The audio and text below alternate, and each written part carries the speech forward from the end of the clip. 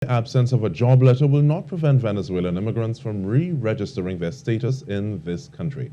Minister of National Security Stuart Young sought to clear up information on one of the conditions for re-registration during TTT's Now Morning Show.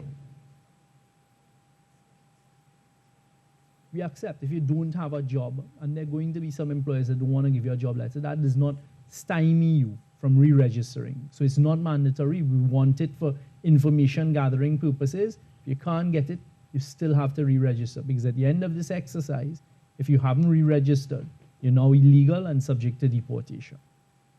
Said some Venezuelan immigrants are choosing to return home, adding that there have been repatriation exercises over the past few weeks.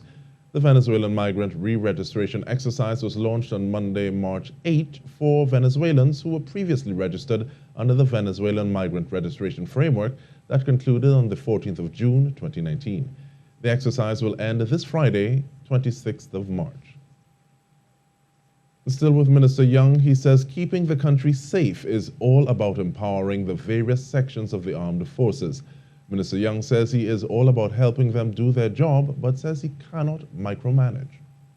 Internally in the police system, there's a Professional Standards Bureau, which is supposed to be like the Internal Affairs Unit. Yeah. They were getting assistance from homicide and other arms of the police service in the divisions that these deaths took place, and then the Police Complaints Authority.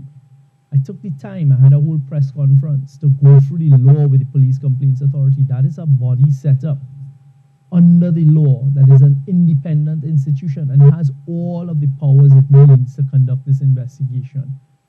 The minister also tackled the issue of safety for women, detailing where the legislation is being taken. So for the women who have to travel, we're going to regulate that vehicles who want to operate. You don't want to be a full-time taxi, okay. You operate like an equivalent of an Uber or what we call PH, but it can't be PH because we're not going to endorse illegality. They must all be regulated. They'll have a QR code on their car. They have to have a GPS on the car. When they're driving, taking passengers is activated. So we have a system where we're tracking all of the cars. Anybody getting into the car, before you get in, you flash the QR code. You see, okay, the people licensed to drive that are Natalie and Stuart. You look at it and say, well, that's not Natalie and Stuart. You don't go in the vehicle. Minister Young says safety has to be a whole government approach. In that respect, he says he spoke with the Minister of Education for the revival of civics, where those at school can be inculcated in what is right and wrong at a formative age.